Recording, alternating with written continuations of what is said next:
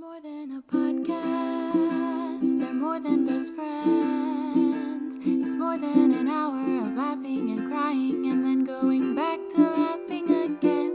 It's more than a podcast, they're more than ex-Mormon. It's the More Than Mormon podcast. Hello, you are listening to the More Than Mormon podcast. We're your hosts. I'm Lena. And I'm Meg. Welcome to our show. This is our first ever episode. We're pretty excited. Yeah, we are. How do you feel? We're podcast virgins, for sure. We are. We're podcast Our virgins. first time. That's probably the only Kind of virgin. We're just gonna leave it at that. Jumping into it. Jumping right in. So we decided for our first episode that we were going to look through our mission journals. So we dug them out from the holes that we shoved them in, and we started to read through them. And without telling each other what stories we picked, we're going to read a few. I'm pretty excited. I barely made it through my MTC first area going through it. It was actually so weird to pull out my journals and actually read some of the things I was writing because I read my journals all the time. Cringe worthy. Do you really? I really do. I mean, not every day. It's not like the scriptures, but I read them enough. Are you still reading the scriptures every day? No, despite my mission president emailing me weekly and inviting me to do so. I haven't read the scriptures. I don't know how you suffer through those emails. I don't read them. I skim. I had two mission presidents. My first is some kind of general authority, and then the second is the one that sends the weekly email. And I'm wondering how long before the weekly email becomes the monthly email, becomes the Christmas email, because they've been home. Wait, how long have they been home? They came home last July, so we're creeping on a year. Yeah. It's got to wear off at some point. It has to. I think right? it's for him. I think it's like journaling. I think he's just this is what I did this week, and spills all his feelings to his audience. He should just start a blog. He should start a podcast. We should have him on the pod. We should. No, we shouldn't. That would be interesting. No, we shouldn't. I mean, we could. I don't think he would want to, and if he did, he'd probably just preach the whole time. But he's a good person, so I honestly don't know how I would handle interviewing my mission president. I don't even know what questions I would ask him. I'm just so different than I was as a missionary. Mm-hmm. I think he probably is very disappointed, to say the least. Maybe he'll listen to this. I don't know. Hello, President and Sister. If you're listening, still love you. Hello, presidents and sisters. Still love you. Okay, so before we get into our mission stories, we kind of wanted to lay out a little disclaimer. Disclaimers. There's 5. Yeah, disclaimers. There's 5 of them. First of all, we will be saying the word Mormon. I know. Big deal. Very controversial. But here's the thing. I had to make an I'm a Mormon profile in order to get into the MTC. Did you have to do that? No. But honestly, if God didn't want people to use the word Mormon, he shouldn't have allowed the church to spend billions of dollars on an ad campaign called I'm a Mormon. You would think he'd have some 18 months of my life passing out I'm a Mormon cards to people. I did have those on the mission. I, as a Mormon, I was still active when they announced that we don't like Mormon, the word, anymore. And people still use it in the church, too. You catch people saying it, and you're well, if you're a dick, you're it's members of the Church of Jesus Christ of Latter-day Saints. But most of, my friends and roommates were, Mormon, or members, or LDS. They've literally, yeah. Names. The new name. LDS, yeah. The new name. The new name. Yeah, so Mormon, I mean, it's also in the name of our podcast, so it'd be really hard to, never say it. Yeah, so that shouldn't be a surprise to you, but just in case it is, There you There you have have it, right off the bat. Right off the bat. But I think that being said, like, we want disclaimer number 2. We want this to be a space where, like, you can say things that you, like, probably you wouldn't say or you might say to, like, around members or around your mission president or whatever. Like, that this is just a place for, like, you and I to talk about honestly whatever we want. So it's mostly a place for ex-Mormons, non-Mormons, or maybe, like, people listening who are, like, transitioning in their faith as well, particularly from Mormonism. Or maybe just, like, or maybe just, like, more progressive in how they practice Mormonism. Yeah. I mean, there's a lot of ways to be Mormon, which I'm sure we'll get at some point. I think I was a progressive Mormon, and then I just realized that I was an ex-Mormon. Like, I was like, I'm just a progressive, like a really liberal Mormon. That's totally how it happened for me. It was just like this weird, like, 1 foot in, 1 foot out type of thing. Like, I was like, I can be, like, progressive, and I can still be, like, an LGBTQ ally, and I can still be active because I believe in, like, the very basics of the gospel, and I can just, like, I can take that with me, and then it wasn't long. It wasn't long from there, but yeah. I don't want people to feel like they can't listen if they are active practicing members of the church, because you totally can. But it's mostly a space for, like, kind of talking about the church in, like, in a way. Yeah. Which goes perfectly into disclaimer 3. We really don't want to interfere with someone's faith or someone's belief. Having said that, it's not our responsibility to maintain that. So if you are listening and you feel like we're saying something that is going to, like, interfere with where you're at in your faith journey in a negative way, please feel free to just step away. This is our podcast. We don't want to censor ourselves. But like Meg said, we're going to try and we're not here to be jerks. But we're also not here to keep our mouth shut. Yeah. We've been keeping our mouth shut for too long, and we don't want to keep our mouth shut. That's why we started a podcast. So yeah, this is just a heads up. So yes, well, you are welcome if you're an active member, an Orthodox believer. Please listen. We're glad to have you. Yeah, absolutely. And there's nothing that I would say in this podcast that I wouldn't say to, like, my friends who are also Mormon. You know, so it's not going to be anything we're certainly not anti-Mormon in the sense that we don't like members of the church, because both of us know and love and are friends with plenty of members of the church. But it may seem anti-Mormon in the sense that neither of us are members of the church anymore. And we live our lives and we run our podcast accordingly. Which also, side note, if you're going to leave nasty comments, they're just going to be ignored. I'm not going to, like, block them or delete them. I don't really care. But, like, I am not here for that kind of drama. We're just here to have some fun. Maybe laugh, maybe cry. But we're not here to pick on any individual unless it has to do with, like, the institution. Yeah. And the foundation of the church. And even then, is it picking on, or is it, like, then, we're not trying to, like, it's critical thinking. It's criticism. It's critical thinking. And so, I'm not going to lie, Brigham Young is a dick. I'm just going to say that right now. Never met him, but I've read some Joseph quotes. Smith, we'll get to it. But never met him, but I have some ideas. Anyway, so, you know, we're just kind of here to have a little bit of fun, just kind of, like, unpack our journey. We really haven't had the chance to do that, even though I've been home from my mission since 2015. So it's been a while. Yeah.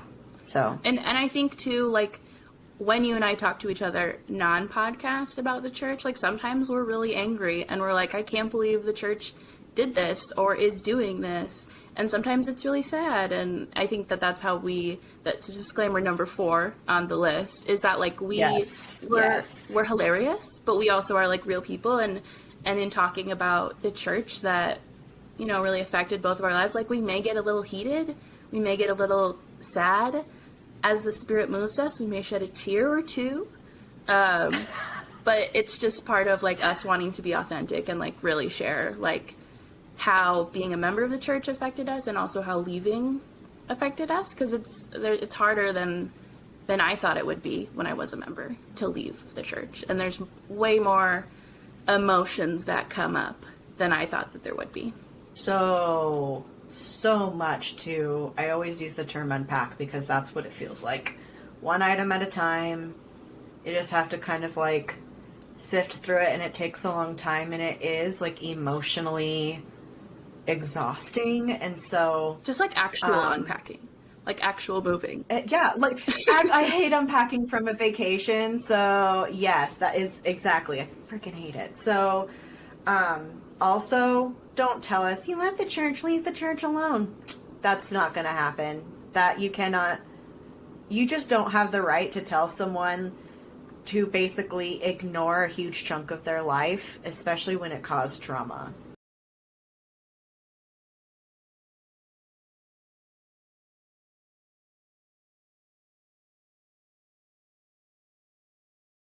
Yeah. And it gave us a lot of really good and wonderful things too. Yeah, absolutely. So for us to just, like, dismiss all these things that came from our time as members and as missionaries and, like, going through our faith crisis, like, they're important pieces of us, and we're not going to leave it alone. It is what it is. So don't waste your breath. Yeah, exactly. You feel free to comment. We love the clout, but, like, you know. Exactly. It's not gonna happen. Whatever gets us more likes and views, right? Yeah. I think too, like, you know, in terms of, like, the, you know, you left the church, leave it alone. Both of us are converts. Like, the church came to us. The church came into our lives. Like, we were leaving it alone, living our lives. And then both of us met missionaries in different ways, and et cetera, et cetera. And both of us served missions. And I think both of us, I don't want to speak for you, but I know that I carry a lot of guilt for spending a year and a half of my life convincing people to join a church that I then left pretty shortly after my mission. And so, you know, when I was a Mormon, I wouldn't shut up about it. And now that I'm not going to shut up about it. Like, I just want to talk about taught us to what be I'm missionaries. Every ex-member a missionary. A missionary. That's what the prophet wants. Yes. Disclaimer 5. You're going to hear curse words. It is what it is. If you have littles around, you don't want them to hear that word, you probably shouldn't be listening while you're around them. If that word offends you, that's your decision. But again, we're not here to, like, censor ourselves on your behalf. And trust me, I've heard things I don't like from people who put their stuff out in the public, and it is what it is. Scroll past it, exit out. I'm going to say fuck because I spent like 5 years of my life trying to keep myself from saying the word God. So I'm going to say fuck, and I'm going to say shit, and I'm going to say bitch, and I might use it in an angry way, and I might use it in a sarcastic way, and it is what it is. I'm sorry that I already said dick before we got to disclaimer number 5. I also said dick. I flat out called Brigham Young a dick. Dick is also a name. It's a man's name. So, is it really a swear word? I don't know. I mean, one could say. One would say. I know plenty of people who would say. And language is powerful. The more you know about the word fuck, the more comfortable you'll be saying it. Fuck, fuckity fuck, fuck. That being said, I hope my mom doesn't listen to this, because I never swear in front of my mom. I think I've heard... Well, like, let's see, maybe our mission presidents, maybe our parents. I feel like I have heard my mom say the word ass, like, 3 times in my life. And all of them were, like, when someone cut her off in traffic. And it was, like, under her breath. I seriously can't imagine your cute, sweet, innocent mom saying curse words. With, like, driving with, like, K-Love pumping. And she's just like, what an ass. I know. She's so cute. She's probably embarrassed. I love your mom. If she is listening, she's embarrassed that people now know she said ass at least 3 times in my life. Well, you know, I know for a fact my mom is going to listen and watch. Hi, Mom, because she is... Hi, Gnome Lady. God love her. I call Lena's mom the Gnome Lady. Biggest cheerleader.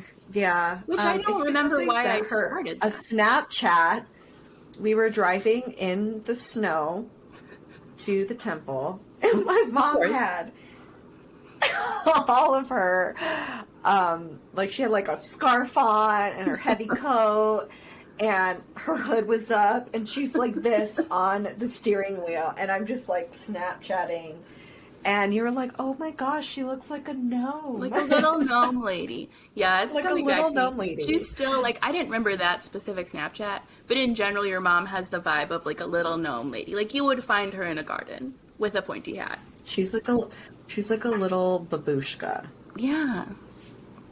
A babushka. Cute little babushka. Yeah, both our moms are very cute. Anyway, our moms are adorable. We love our moms. We love our moms. We love our moms. Both our I'm sure moms. they're going to listen to this. Also converts. Also Yes. have departed in different ways from the church to a point.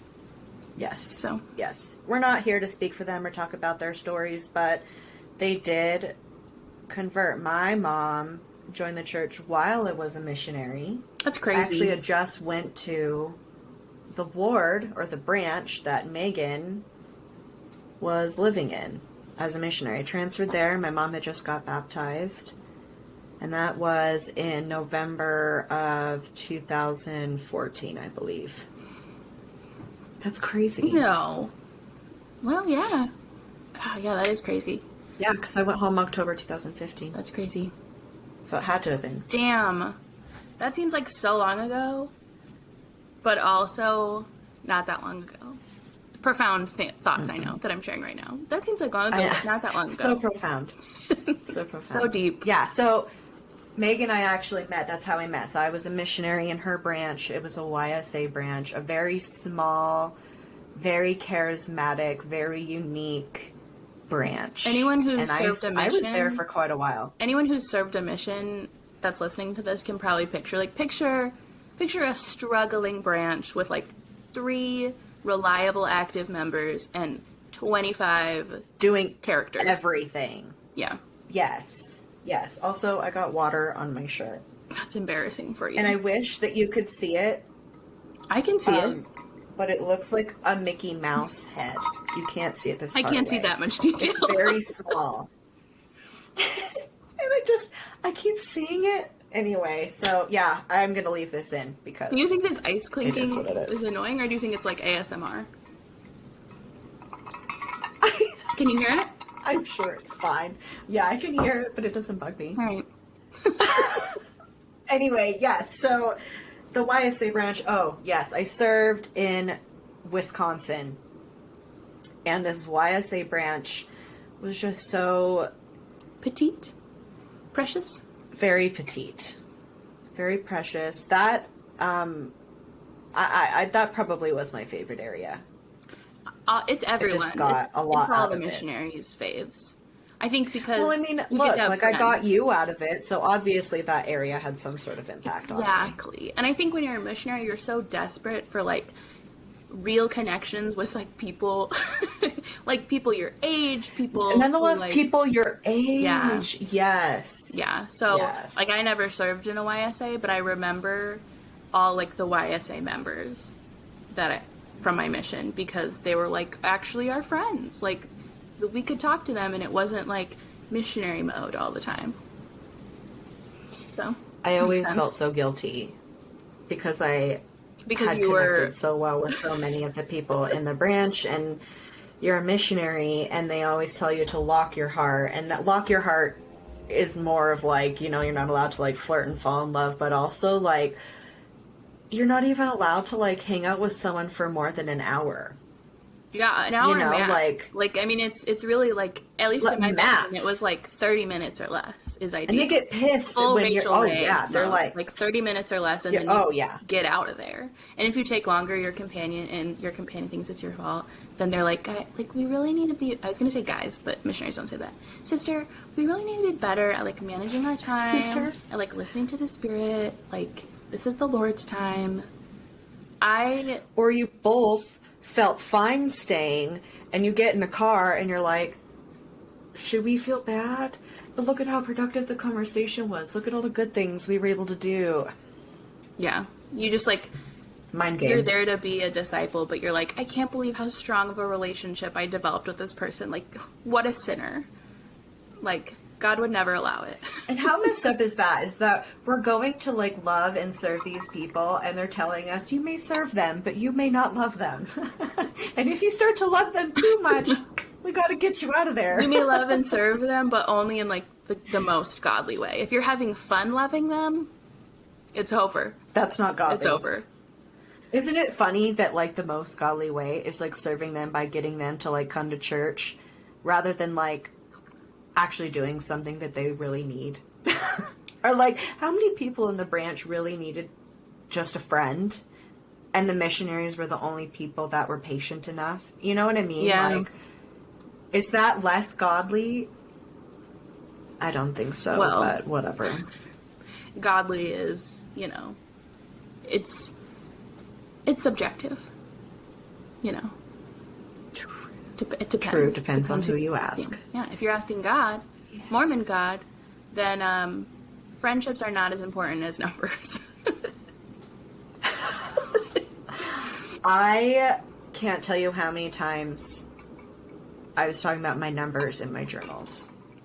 I'm And I surprised can't tell you how many your- times when I was the one to input them, like, I'm like, I could flake these. I could make them bigger than they are. You thought but I about never lying did. your numbers? This isn't me, like, judging you. Of course. I'm just surprised. Who freaking did? I Who would freaking have didn't? never. But at the same time, we weren't, I mean, in my mission, like, sending a text, like, your companion approved, like, every text you read, like, I sent, and, like, everything like that. So, like, we submitted our numbers by our district leader calling us or texting us. So, like, my companion was always there. So, like, we would have had to have talked about it beforehand, that we were, like...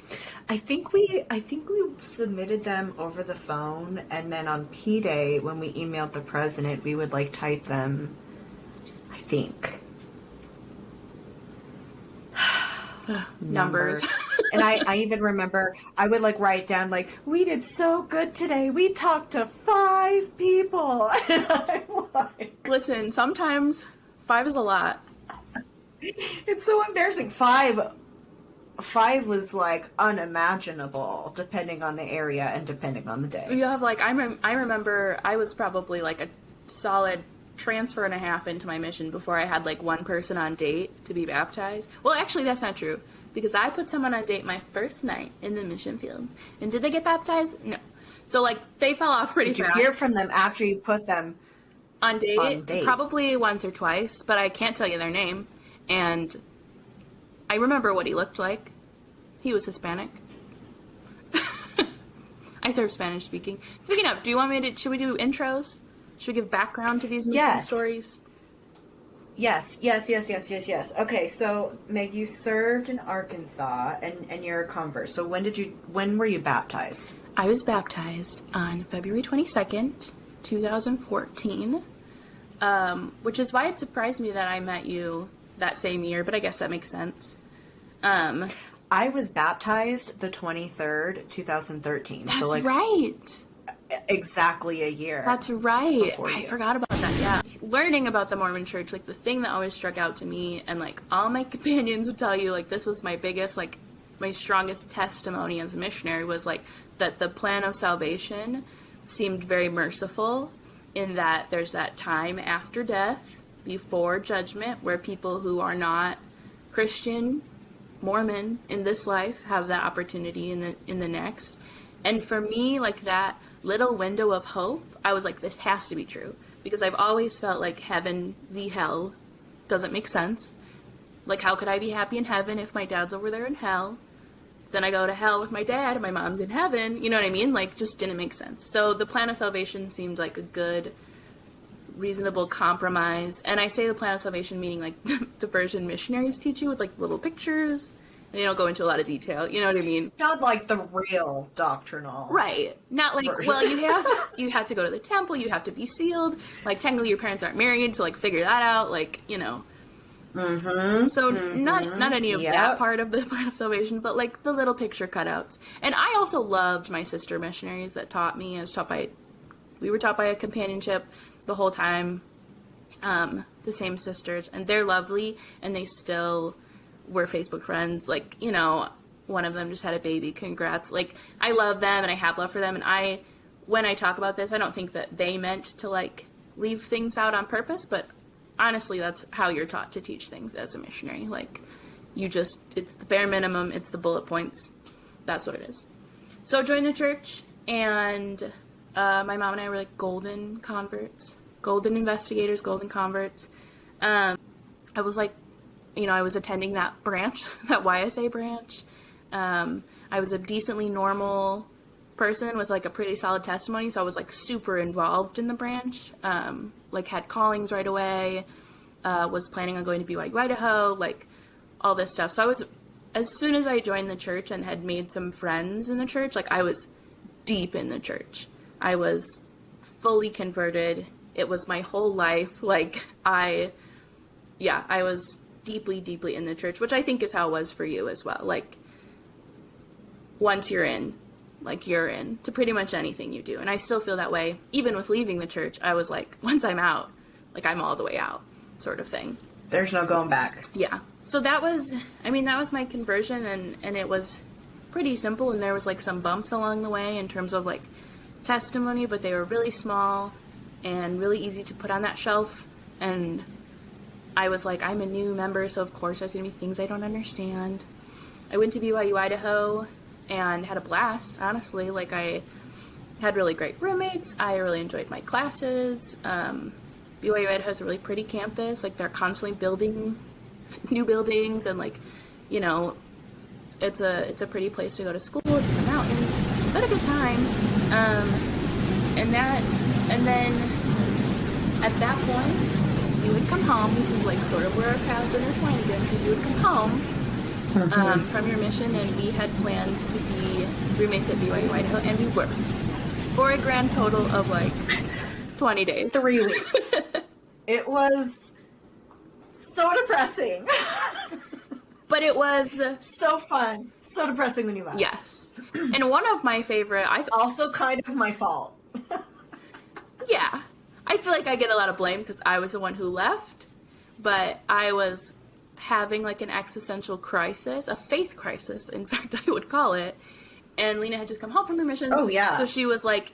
you didn't know what you were going to do. Yeah, I was like, I want to go backpacking, like, across the country. I want to go travel Europe. I want to move here, like, do this. I want to be a teacher. I want to be an author. Like, I was, like, young and impressionable, and I was, like, a sophomore in college, and so I felt like there was so many roads in front. Have you ever read that Sylvia Plath book where there's, like, all the fruit on the tree, and she can't choose one, and they all start to rot? It's terrifying, but beautiful. So I was looking at my tree. Terrifying, but beautiful. Yes. That's the only way to describe Sylvia Plath. So... True. I was, like, at a crossroads, and you told me, I remember what you said. You said, it sounds like you need to go on a mission. Oh, shit. And is that what I said? That's exactly what you said, as far as I remember. And then I did. I, like, made a plan. I was like, well, I'll just go home, and I'll work, and I'll earn money, put my papers in, go on a mission, and that's what I did. It took a while with, like... You were gone, like, the next week. Mm-hmm. Like, the moment you made the decision, you were, like, packing up your stuff, and you're like, yeah. I'm gone. Yeah, and I don't even think that I prayed about it. Like, I think I was just like, well, Lena said that I need to go on a mission. That sounds right. Sounds like a good, like, a decent adventure, like something challenging. You're welcome, people of Arkansas. You're so welcome. I get my mission call. I got it the Monday after General Conference. It was, like, in... October.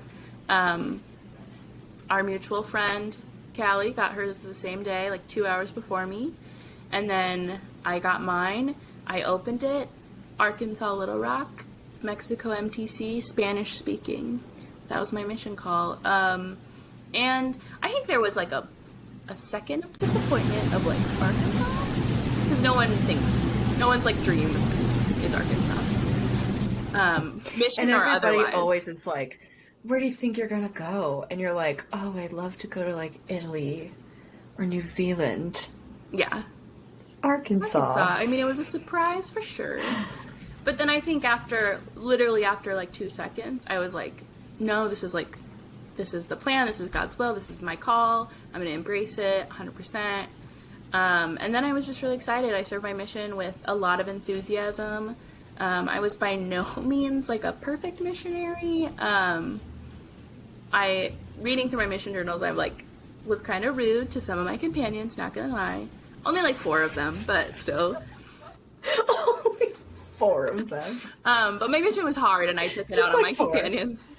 But at the same time, it's hard to be in a companionship because you don't have any like personal space and you don't actually have time to like decompress ever. You're constantly wound up. So, and the only place you can put it is in your journal or your prayer. The only place is, yeah.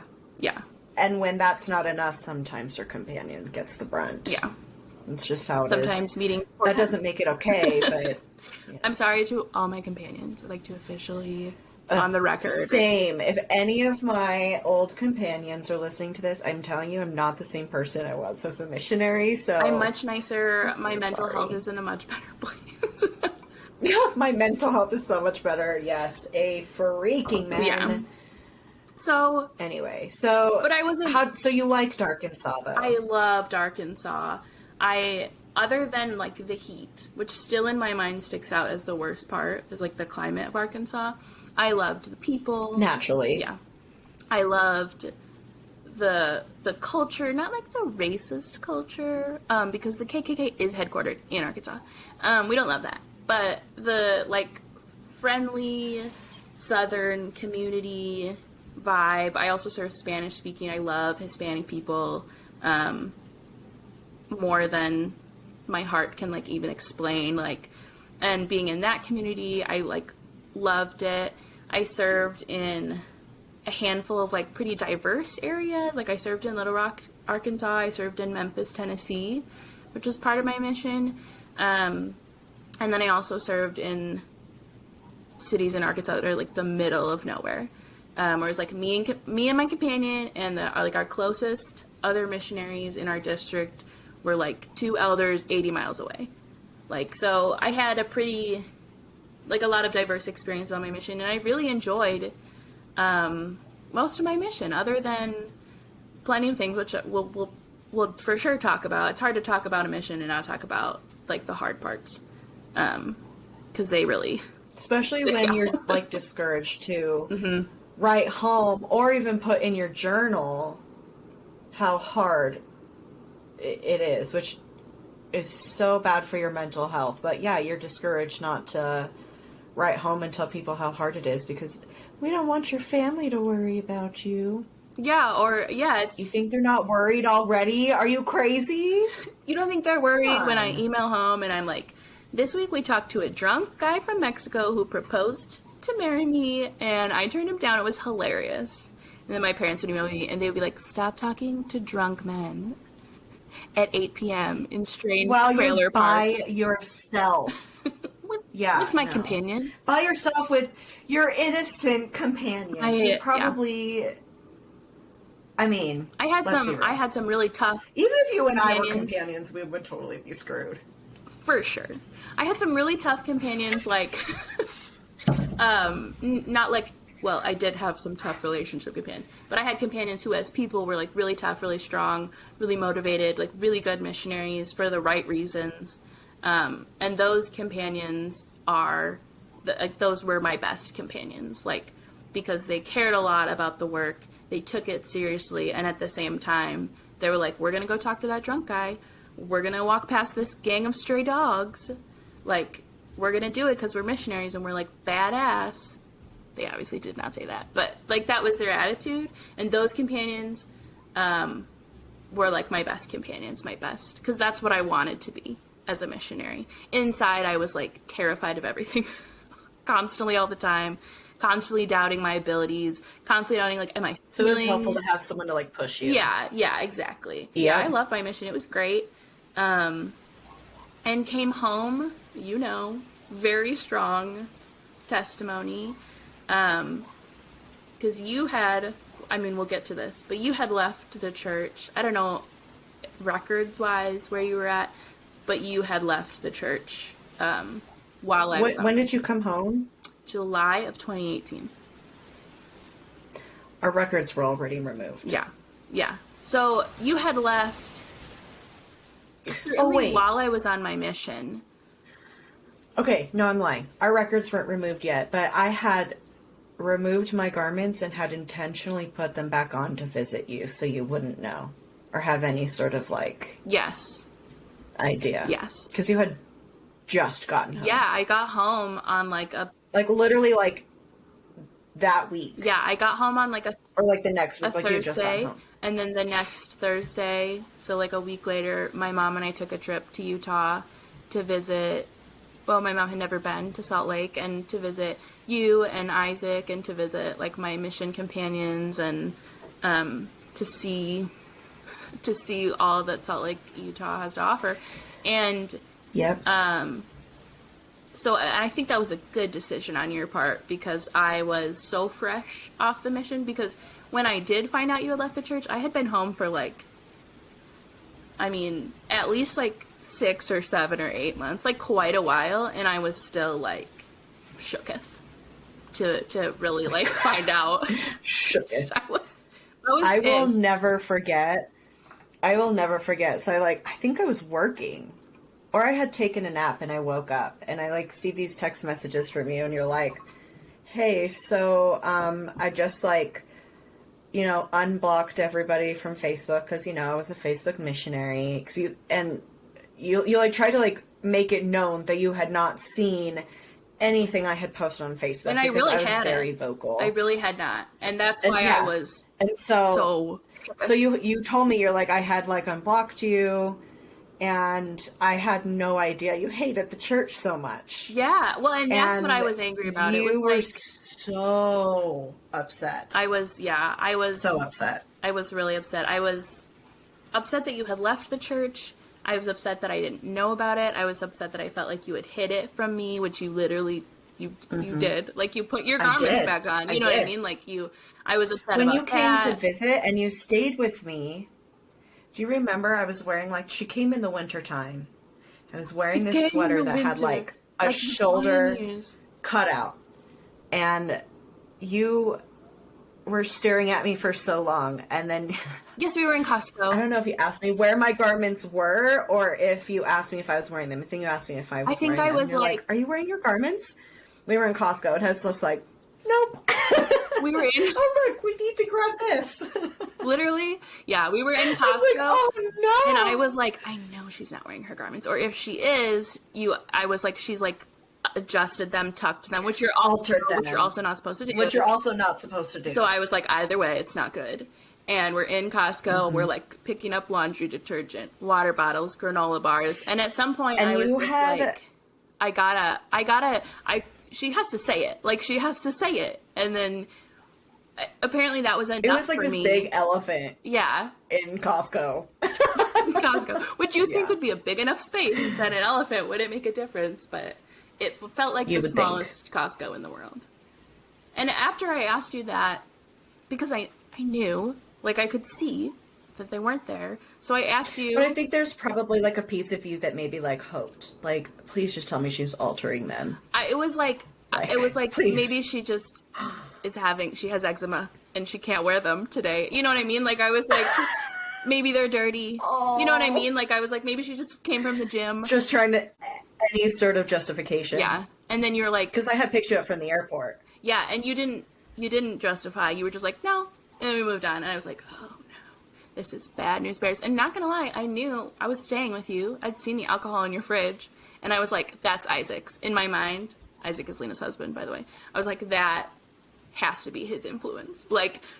No shade to Isaac, I love him dearly. We send each other Twilight memes. But that's how you're trained to think, especially because you knew me as a missionary. Yeah, my brain was not the Sister Goldwater. I know she would never have alcohol in her home. She would never. She was married in the temple, which maybe we should go into your intro, your history. Well, because I think that also would. Do you remember when we were at Walmart? So we had made a Walmart trip as well, and I grabbed coffee, and you were "Why are you getting coffee?" And it's Isaac takes it to work to give to his coworkers, which is true, but that isn't why I was getting the coffee. I was getting the coffee because we were out and I needed fucking coffee. I don't remember that part. But I was like, if I tell her that I drink coffee, she's gonna put two and two together because you had already I was like, alcohol, garment, officially coffee, known. And I remember being in bed with Isaac that night. I was like, she has to know. She went into the fridge. She has to know. She had to have seen all that alcohol. But you know what I was doing when you were having that shocked. conversation? I was in your guest room, probably reading my scriptures and praying for you. Like, looking for a conference talk on my phone desperately that you would relate to, that would bring you back. And you're like in the next room, like, she's such a fucking idiot. Like, wow. It was more of like, I didn't want you to be uncomfortable in my house. So I was like, even though this is where I live and it's my place, like, I love you and I know what it's like to be on the other end and be in an environment that is not conducive to the spirit. And you're like, yeah, and I really wasn't uncomfortable here. I don't remember feeling uncomfortable, but in my head it was Isaac. I was like, this is his house too, they share it, so sure, he can have his alcohol here. But I don't remember being uncomfortable. I don't remember, like, not feeling the spirit upon walking into your home. I literally had to open the fridge before the spirit was like, ah. The spirit was like hiding in the fridge. Impenetrable to the spirit, I guess. Like, if it's in the fridge, he doesn't know. He has no idea. Exactly, he has no clue. No idea. And then you open it, and he's like, I had no idea. We gotta get out of here. What? We gotta start asking questions about her underwear. What kind of underwear are you wearing right now? In this Costco? Tell me. Tell me. In this Costco in front of everyone. While you bend down for the water. Can I see your garment bottoms? No? It's like like that thing people do on dates, like the garment check. Like, I should have just been like, cute pants, and like rubbed your leg and been like, just like reached over. Can I feel them? Meg, they're jeans. I'm really like digging in there. You're like, you're hurting me. I'm like, where? I know they're there. They've got to be there. To be there, go all the way up, all the way down to the ankle. I'm like, maybe she has those old Pioneer ones on, like down to the ankle. I 1,000,000% had a pair. Did you really? Was it for Wisconsin? It's so cold. Was it for the Wisconsin. winter? I get it. My It's cold here. companion talked me out of getting the one piece, which was for sale. It used to be. Of course. But, so I got like the 2-piece, like. Of course your companion was like, don't. It looked exactly like, like the long. Yeah, she's like, how are we gonna pee? I was like, you're an adult. You have no business wearing a onesie. like slide out of it. Anyway, Celestial romper. Julie had those great. Oh my gosh, yeah. Celestial romper. So yes, I am also convert. We kind of started at the end of your story. I actually went to the missionaries. That's kind of a funny story in and of itself. But as everyone's kind of gathered, I served in Wisconsin. I met Megan there. I was ecstatic to get my mission call. I have always been a Green Bay Packer fan, so I felt right at home. I contributed. Exactly. In Wisconsin, they'll bless the Packers. People pray for them in prayers. And it's not even like a question. Every congregation, it's not a joke. It's like, please bless the Green Bay Packers that will play well today. No injuries, that the coaches would be in tune with what they need, and that they would get the win. That the weather will be good. Yep. The weather would be good enough exactly. for the Packers, but cold enough for the other team to, like, suck. Yeah. Exactly. Yeah. It's a real thing. Exactly. So and I don't... It is. It is a religion all in its own. And right now I'm not a particularly religious person in my life right now. But if I was going to pray for something, it would be the Green Bay Packers. For sure. Hell yes. Yeah. Same, girl. Yeah. Same. I love them. So, yeah, I was thrilled.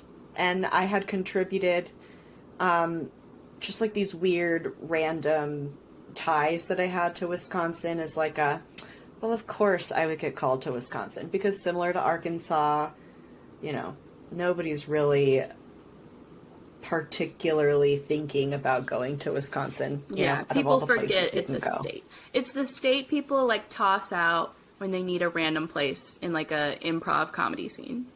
They're like, and he was from Wisconsin. Yeah, it's just a random place. Exactly. Yeah. Same with Arkansas. Just like, basically. It's just a place. Just a place. A place near other places. A hole. But I actually love Wisconsin. I also remember it being really hot. I'd hate the humidity. And when you're wearing garments and you're fat, I was so fat on my mission. Between all of that, being fat, garments, hot humidity. I served by the Mississippi twice. Too much. I served by... Where? Where'd you serve by the Mississippi? Actually, maybe not twice. Maybe it's just once. Prairie du Chien. I don't even know where that right is. Right by the border of Wisconsin and Iowa. Oh. We would walk down to the Mississippi all the time. Yeah, and catch like these cute, tiny little frogs. I don't go down there. We were fighting like gnats and flies like out of our face as we like, you know, drove our little bikes through. Oh yeah, that's some funny shit. Me on bikes. Oh, same. Anyway, the bike I rode, my whole mission was a hand-me-down, and it was called like the Blue Devil. My whole mission. Oh my god. Mine was red. It was a hand-me-down, but it was actually, so it was the branch president's bike. So he's a very tall dude. Yeah. And I can't remember if the seat was already all the way down or if it was like stuck and wouldn't go all the way down. You're short too. We're in the parking lot. I'm short. I'm 5'2". I'm like, so we're like in the branch parking lot, and so we had a car, but we had like no miles, and we had a huge area. And my companion, who was so much more in shape than me, was like, let's just, you know, ride our bikes. Every single companion I had, I mean, I'm not an in shape person, so I went into it knowing, but every single companion I had was like, let's go for a run, like to work out in the morning. Why? Why do that to yourself when you're going to walk around all freaking day? That was my thing. I was like, why is Lord commanding us to work out when he just called me to an 18-month-long workout? Like, it doesn't I should have that extra amount of sleep. You bet your ass I would like curl up in the chair. Anyway, I had one companion. Screw working out. I had one companion who we butt heads a little bit, but it wasn't terrible. But I would literally like bring my blanket out and sleep on a chair while she like worked out. And I think she tried saying something to me once, and I was just like, I glared at her, and she like never said it again. And that was just our understanding that I was not going to do sit-ups at 6:30 in the morning when I knew that I was going to bike like 15 miles that day. Okay, 2 anecdotes. Please don't let me forget the bike. I would do that same thing though in the chair. I would grab the blanket and I would sit in the chair, and Sister H, you know who Sister H is. We served together in the YSA. She would always want to exercise. She had like a huge, we had like this board on our wall, and she had like a list of exercises that she would do. She's still, seriously, she's smoking. She works so hard on her body. She's so hot. I'm so jealous of her. Yes. Because I'm just like this fat potato in the chair at 6:30 in the morning. Does anyone want to eat a skinny potato? Curled up. Absolutely not. A fat potato is what you want. True. But even when it was cold, I would like get my jacket and like get a blanket, and I would like throw my boots on, and I would watch her run around. The sun isn't even out. It's freezing, and she's just like doing her thing, running around the apartment. I'm like, I hate you so much. I never exercised. I try to do it a few times at night with a couple of companions with exercise DVDs that we technically weren't supposed to have. We weren't allowed to have them, but that's neither here nor there. The most exercising I did, I had a companion. We would like go kick a soccer ball. We lived across the street from the church, so we'd go kick a soccer ball around in like the gym at the church. Did that. I think I humored some of my companions to a run every now and then, but I would run a block and then walk back, and they would run like 7 times while I was walking back the 1 block that I ran. Was it you who had a companion who always wanted to ride bikes for exercise? No. No. But I did have a companion who was like, you know, she had some anxiety, some depression, and she was given permission to exercise additionally because some people, their brains are wired to enjoy exercise, and I don't benefits understand. them. That's a scientific lie. I'm going to tell you that right now. So this was in a trio. Bullshit. She would run, like jog, and me and my other companion would bike behind her because we didn't want to jog, but we had to be with her, so we would bike because that was kind of easier. And I have a very distinct memory of the elders driving in their car by us and seeing us bike in P-Day clothes, in non-missionary attire. It's 9 p.m. Us biking and her jogging, and they rolled down their window and slowed down, and I was just we have permission. Leave us alone. We've been given just keep driving. We have permission. Isn't that always the thing Yeah. when you're doing something that's out of the ordinary? We have permission. It's fine. We didn't make our own choices, okay? We were told what to do, and we listened. We didn't just decide. I have a friend who had a companion who wanted to ride bikes for exercise every morning, and she's like, "Sister, we're gonna be riding our bikes every single day, all day, for at least the next 12 weeks. I'm not getting on a bike for exercise. I'm not doing it. I'm not doing it. I'm just not doing it." Coming home from my mission president had us make a list of things that we would always do and things we would never do for the rest of our lives because of our mission. And most of my things were spiritual, but I put on there, I will never ride a bike against my will. Gun to my head, I'm not getting on a bike. Never for the rest of my life. If someday the urge strikes me and I'm I would like a bike, then I'm allowed to do that. But I will never, no one's going to convince me to get on a bike. No. You would have to pay me so much money. A lot of money. And it's not that I have an issue riding a bike. It's that, one, your ass hurts like a bitch. Everything hurts. After your thighs, 1 day. Your hands. Your everything freaking. Your hands. Oh my gosh. Yeah, everything hurts. When I had the bike the first time, like I said, male bike, too tall, we're in the branch parking lot, and my companion was like, I just trust me, we'll go around a couple of times and it'll feel like nothing, and the size, you'll get used to it, it won't really matter.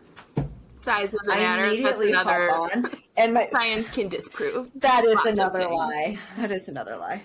But my feet, barely touch the ground. So I, sit, and I'm you know how you have to kind of, push yourself off. Well, I tried to do that, but because I, barely fit, I literally just tumbled. I'm just picturing you fell to the ground. In my head, I'm picturing you on one of those old-timey bikes with one giant wheel and one tiny wheel, and you're 6 feet off the ground. And you're That's what it felt like. Here I go, and then you just topple. I am going to put in pictures of me wearing my bike helmet with my bike because I look so stupid. It was ridiculous.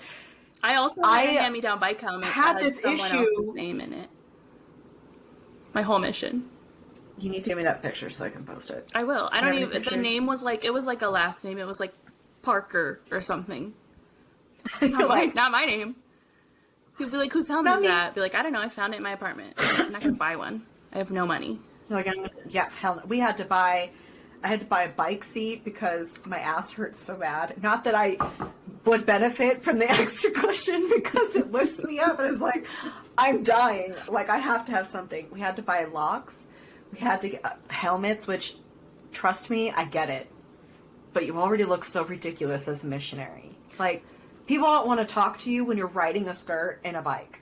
You're riding a skirt With and a a bike. stupid ass helmet on. Yeah, Can I say riding a skirt? Riding a bike and a skirt.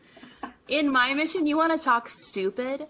Towards the end of my mission, literally, we were commanded via the mission president to wear neon yellow safety vests while biking. Let me repeat that. neon yellow safety vests while biking in skirts. You guys may as and well have helmets. put on those little "I'm a Mormon" helping hands shirt. That would have been less Bright embarrassing. enough. I would get we would get close to where we were going, and I would just start whipping off my vest. I was like, "This is a nightmare. I can't be seen in this vest." Nobody needs to see me. I already look ridiculous. All my companions were way too obedient to let me get away with taking it off any sooner than that. I would still be pedaling and just undoing the Velcro. It was stupid to say the least. Also, the fact that we're in a skirt. We're a church that believes in modesty. We're biking in skirts. I know they changed it now, and sisters can. And my skirt, I would tuck it underneath my garment. That's called being resourceful. I always wore bike shorts, black. Well, I did, over but my garment. short ass, it looked like I had freaking capri pants on underneath my mid-calf skirt. It looked ridiculous. I was like, fuck this shit. I'm just tucking it under under my garment. And seriously, so in my first area, that's where I rode bikes the most. There's twice that we rode bikes in my last area, and after that I was like, fuck that, I'm using the miles, I don't give a shit, I'm going home soon. But everybody in our first area knew who we were because it was a tiny little town. And so we would just ride our bikes around the town so we could use our miles to get to the places that were further out. One time we were stopped at the train tracks, and this guy pulls up in a truck, and he looks over, and we look over, and we wave, and he's like, "It's those damn girls in skirts again." Just out loud to himself, and we were like, yep, that's us. That's us. So everybody knew who we were because we were the girls in skirts on bikes. You get the picture. It was embarrassing. It was so embarrassing because anytime my companion would be in front of me and slow down, I had the brakes were useless. I couldn't put my feet on the ground to stop and slow myself down and catch up to her speed. So one time we were going down the sidewalk, and there was this family that lived down the street that way, and so she slowed down. She turned her head to see if they were home, and my dumbass, I look to see what she's doing. And I turn my head and I realize I'm getting way too close to her. So I try and slow down with my little feet, but I can't. And so I topple over into the trash cans. And my bike handle flips all the way around and gets shoved into my chest. And I had a tag shaped bruise on my chest. Oh my God. Shoved. But your tag and protected so you. Yeah, and so I'm on the ground, my skirt's all the way up, I'm tangled in these trash cans. My companion is 40 feet that way, and there's this little old couple coming in from their dinner. They have their little to-go boxes. And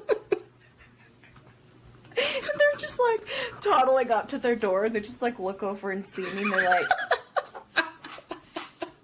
Are you alright, dear? It's those damn girls in skirts girls in skirts again.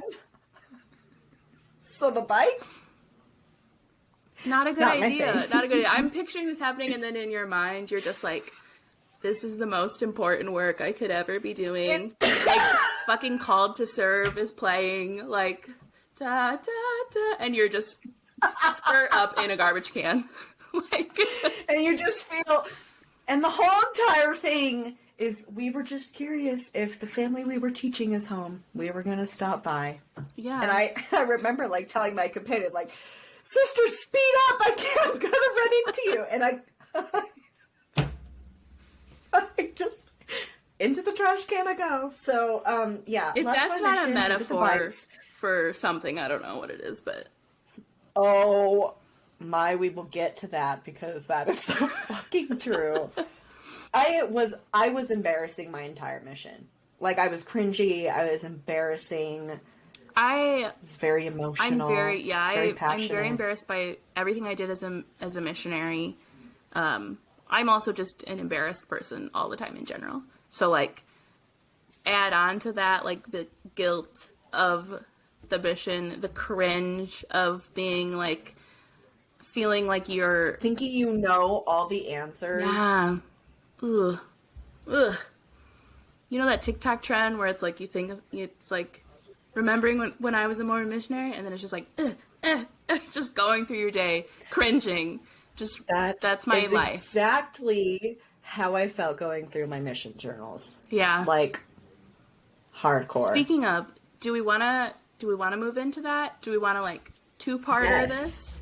Because I feel like we've been going for a while. We have been. Do we want a two-parter or do we want to keep going? Editing Lena here. We got way out of hand in our conversation, so we decided to stop the recording and pick up where we left off next time. So thank you so much for joining us today, and we can't wait for next time. Bye. Bye. Thanks for listening to the More Than Mormon podcast. If you made it this far, then you're definitely worthy to enter the Teleshto Kingdom. Wait, is that the good one?